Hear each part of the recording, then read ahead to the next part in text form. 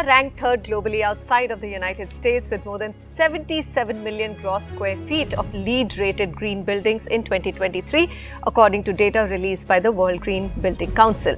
Now, as we approach the Earth Day on 22nd April, amidst growing concerns for planet Earth, which is combating serious challenges of climate change, we probe India's green building movement to ask, what have we got right so far? What's missing, and how do we accelerate the drive for cleaner, greener, responsible built environment?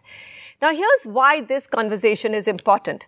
It's well documented that the built environment, which includes homes that we live in and buildings that we work in, contributes to 40% of carbon emissions.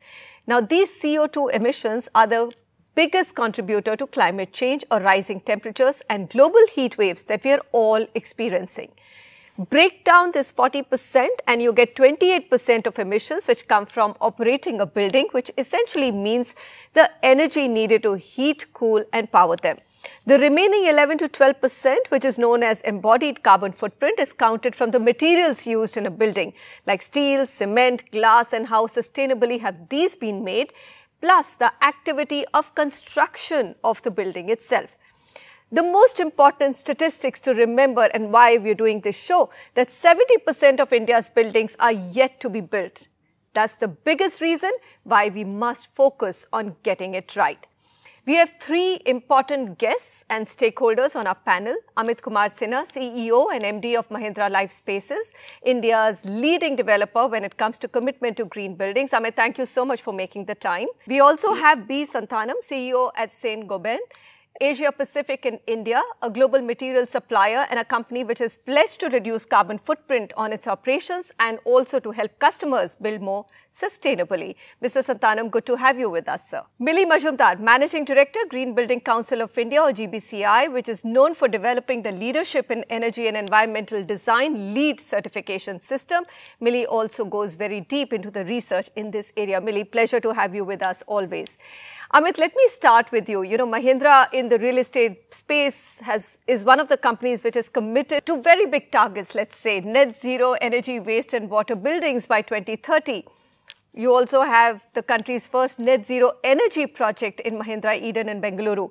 Tell us, how challenging or easy has this journey been? Thank you, Manisha, for having me, and thanks for saying great things about Mahindra. We are trying to do our best as it talks about carbon and multiple other things. So thank you.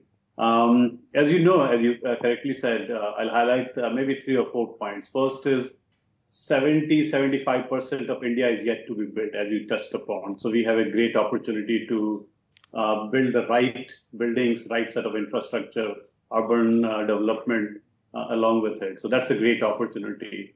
But the understanding of what net zero means, what green building actually does, is actually not very clear. So as we launched our second net zero energy and waste project in Mumbai 2 months back, there are a lot of customers saying that, hey, we don't understand net zero, but it looks green and you can breathe easy when you live in our complex. So that was the easiest sales pitch we could have. You know, we are spending a lot of time to educate our customers what net zero actually means and what it does well for all of us as human beings and the planet. But the third point is, how do we actually solve this problem? I think the biggest issue is the design. I think most of the design itself is not what we call climate responsive design. So you design the building in such a way that it caters to, it allows you to get light, but it prevents the heat from coming inside. Mm-hmm. Those elements of design are extremely important, which are not yet fully captured. And then you touched upon embedded carbon, like we have cement, steel, aluminum, many of these things actually go into the building construction. That itself needs to be optimized. The uses of green power, like this was the first breakthrough moment for us in Bangalore. You know, when you are an industrial company, you can get green energy from the grid. But when you're residential complexes, you can't. So we actually worked hard with the Karnataka government and we were able to get green electrons to make it easy as a low tension customer to supply to Mahindra Eden in Bangalore. So these are the few, like the awareness is an issue, the climate responsive design, which is not very well understood, needs to be really, explained to every level in the organization. And you need to work through the partners as well as the government agencies to make sure that whatever you want to achieve through these buildings does get done over a period of time.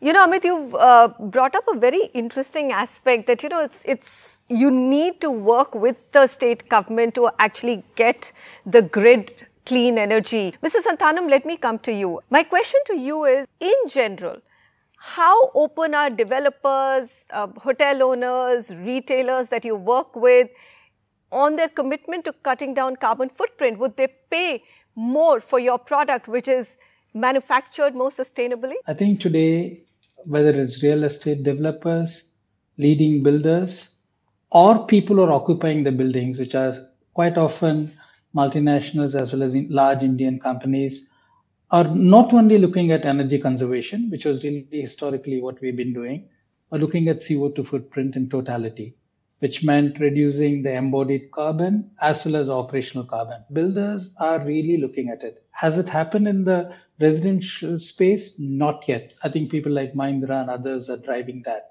But in the commercial and the retail space, today CO2 is really being reckoned. There are many things that we have to do. One, a developer, as he said, a sustainable design principles, which will incorporate CO2 footprint calculations, circularity in the heart of the design.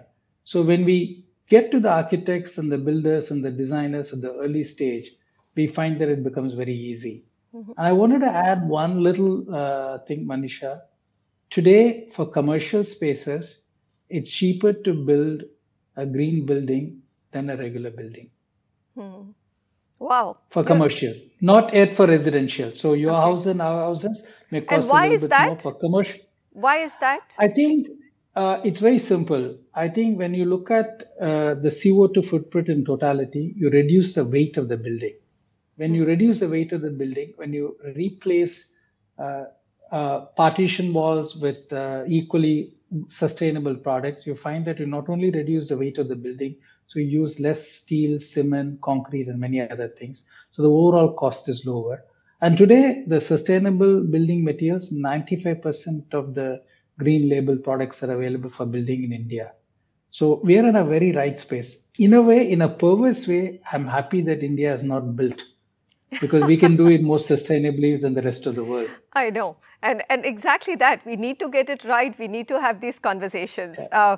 Mili, I know that when the press release comes from you, it comes with a lot of positivity that we now rank number 3 outside of the US when it comes to green building ratings. My question to you is, tell me, what have you seen as a shift towards embodied carbon footprint, counting that carbon emission, and also on design principles? Are we slow? Are we moving at the pace that you'd like to see change at? Thank you, Manisha. It's always a pleasure to be on your show. So I definitely see that there is a transition and the level of awareness is much, much higher. So what was, kind of good to do earlier is a must do and is non-compromisable now. So people's knowledge level have progressed, and to what Mr. Santhanam said or what Amit ji said, that we have plethora of materials, understanding on how to do green. So now definitely I'm seeing a shift in, moving to more stringent levels and kind of expanding the periphery of green. So when I say expanding the periphery of green, so typically in, you would see in technical terms, we define emissions in 3 scopes. So earlier we were only talking about the operational scope. So now we are moving to more embodied, as well as, how people commute to offices, and that too in eco-friendly modes, in EVs, how your infrastructure around is, how, cool is the space microclimate around your building, and how you reduce embodied emissions, and also how you are greening the supply chain. So everything is getting counted. And the green buildings are also, rating systems are also progressing towards that. So in the recently launched LEED version 5, which is just out for public comments, you would see that the targets are much steeper. Now to get a platinum LEED, you really have to work hard and you have to be net zero. So, and it's not that it cannot be done. Earlier, it was very difficult. It was more expensive. And I would agree to what Mr. Santhanam said, that it's not so now. So now, and the thing which I want to mention here is that there is a lot of greenwashing that can happen. and we need to collectively plug that. So monitoring and, kind of displaying how much you're consuming and having disclosures around that is very important. And we also are seeing the regulatory mechanism. For example, SEBI has mandated all large corporations to have ESG disclosures, and green buildings are embedded within that. So there is a lot of inclusivity of green building within larger policy dialogue, disclosure, corporate commitments. And that's definitely is giving the larger push to the sector. All right. Okay. Always optimistic. So I get that point, and I was precisely coming to that. One is to get your building rated. One is to make a commitment to whether it's energy or waste net zero. Amit, what are the tools that you're using to continuously monitor the performance of the building once that rating is done, once you've instituted certain things? Because, at some point you are handing over to the RWA, Amit, right? And I have seen, at least in several places, green rated buildings do actually languish after a while. Those rainwater harvesting pits get clogged, the solar rooftop just gets abandoned, the panels get abandoned. So my question is, there's so much technology. How do you monitor and continue to drive the building to be efficient, let's say over the next 40 years? Have you thought through that? Yeah, absolutely. And that's why we have to come up with solutions that last the lifetime of a building. And we have to break this question that you have into the three parts. Net zero energy is getting easier. Net zero waste is next in line, and net zero water is probably the toughest. But let me give you an example of net zero energy, which is what we are seeing structurally getting solved. At the end, what you'll find is, as Mr. Santhanam talked about, why commercially buildings are cheaper than residential. I think the same applies to a green building over a 20-30 year period is cheaper for customers. And it's in their best interest of the consumers to maintain them in that way. The reason is simple. When you don't have a net zero building, you consume more electricity. And let's say if you were consuming 100 units of electricity, if you were to design it well, you need 1/3 less energy, 1/3 fewer electrons. So what that means is, even if you're sourcing electrons and then you put in situ some, in our Eden project, you put a windmill at the top of the building, but you put solar for sure. It brings down another 5-10% because there is not enough surface area to solve for the requirements. But even if you source the green electrons, which are 10% more expensive, instead of paying for 100 electrons, you're paying for, like, say, 60, and at 10% higher, 65. You still save 35% cost of the bill. Right. And then when you apply it to, let's say, common area electricity, people see a significant, remarkable reduction in the common area electricity. And they have to see that if they don't follow this through, if they don't maintain the solar panels on the windmills or don't manage the grid connection, it's going to hurt them economically. And it's a great incentive aligned. Similarly, if you go to the waste part, we put the waste composter and all the partnership with the vendors. But I think we are still far away from finding those right vendors who will not do the landfill in the wrong way. The C&D, the construction and demolition. I used to live in Gurgaon. On the sides of the roads, you find so much of C&D products lying there. I think that needs to be solved through partnership with the government, because there needs to be there. And similarly, water for residential extremely difficult because there is not enough rainwater harvesting that you can do in situ locally. But you have to, you need to, find alternate ways to own water bodies and other things that allow you to make it net zero water. The first one is along the way. Second can be solved with the right partnership with the ecosystem. The third one will take a lot more time, and you'll have to work with the ecosystem and the government to achieve that. All right. Very interesting breakdown, Amit. Thank you for doing that for us. But we have to keep this conversation going. We'll take a quick break. We do, as a country, have a net zero carbon emission target to meet by 2070. So we need a lot more movement on green buildings. Stay with us.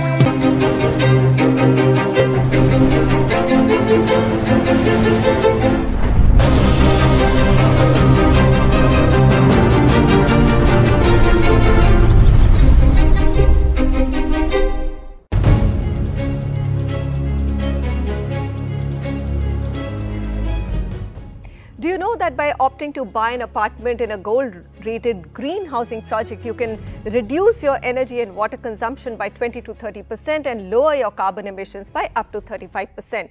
Yet, how many of us really go out and base our buying decision on those parameters? Very few of us. So that's the reason why we are talking about green rated buildings or sustainable buildings ahead of the Earth Day on 22nd April. Mr. Santhanam, coming back to you, we already spoke a lot about saving operational energy, or whether it's waste or water, and what can we do about it. But the larger conversation is also what goes into making a building and how do we get India to move in that direction. What is happening at a global level, and are you bringing those best practices in India to reduce a building's embodied carbon footprint? Absolutely. I think we have a slogan in the company. It goes like this: sustainability saves and sustainability sells. It's a very simple thing. And when you reduce the embodied carbon in your, which is built into the making of your product, be it steel, cement, aluminum, glass, plasterboard, what essentially is happening is that you're replacing high cost energy with renewable energy, which are cheaper. So firstly, sustainability saves. When you move from normal steam to a biomass generated steam, you save cost in India. And India is at the epicenter on this energy transition at low cost. The second one is increasingly consumers are buying and paying a premium for low embodied carbon. Recently, one of the top 3 IT and digital firm in India commissioned a 500,000 square feet of low carbon glass, and that's just the beginning. So to me, sustainability saves and sustainability sells. And that is really the slogan that anyone who's working in the building materials ecosystem must work. Okay. Amit, coming to you. Sustainability sells, but Mr. Santhanam is dealing with B2B customers. Right at the top of the show, you said it's so difficult to explain to a buyer of an apartment in your project what net zero energy or net zero waste actually means. So how do we get this from a push to a pull? Yeah, on a lighter note, I buy from him, so we buy a lot of glass from him. So you're committed to net zero by 2030. yeah. But I think I'll just say 2 very simple things. I think there is a lot of education awareness that we are doing. In fact, I gave 1 home free when I launched Vista for the customer who had the lowest carbon footprint. So we had a contest and then we did a lottery. So that was one way to get awareness. But 2 very simple things. One is for the builders and one is for the customer. Like for the customer is, let's say, just like EVs, give some benefits to the customer. Like, so EV equivalent is net zero energy building, right? Why not give some kind of a property tax, some kind of advantage to customers who have decided to own homes which abide by these certificates? So that's a very simple but very elegant way to actually solve this problem and give some incentive directly to the home consumers, and it will induce customers to understand and then buy more. The second is for the builders to induce them. I think if you either time or more FSI, right, give them faster clearance, which is no cost to the company, to BMC or to any municipal agency. Give them fast track, give them single window clearance, so that at least they're trying to do more responsible thing. Allow them to make some returns on the investment they're making, or give them a little bit of extra FSI, maybe 5%, 10%, that, hey, and some states, some agencies do that, but it's not consistent. But if that can be brought in, it just allows us to make up for the additional costs that we have to endure for making a building sustainable. And that just gets well understood and well spread out. Absolutely. I mean, there are states which do give you 5% extra FAR, some discount in stamp duty, sometimes on property tax. But, it's kind of scattered across India. There's no uniform policy. Mili, final word from you. Anything else that a customer should look at when he's looking at a green-rated project to buy in and put his money out for? Yeah, performance matters, and green buildings have a deep connect with the health of a person. We have done a recent study in certified green buildings and found that many of them are not maintained to be green. And there was a deep connect with the occupant health. their sleep got disturbed, they had other lifestyle issues, and they were not knowing also that maybe the filtration system was not working well. The daylight was not getting, access. So I think very important that performance matter. If you're building green, just ensure that you are seeing how it is performing, and the occupants are getting benefits. And as soon as they see benefits in energy bills, in health, there will be an automatic pull from them. And the young generation is very smart. I think they'll ask for it.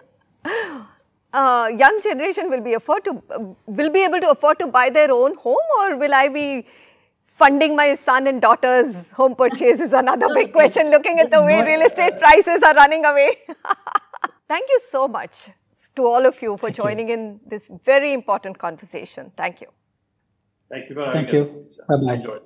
There's only one planet we have, planet Earth. So let's do our bit by opting for more sustainable choices at every step, whether it's buying or building your own home or saving on energy, water, waste in our daily lives. Goodbye, and thanks so much for joining this Earth Day special.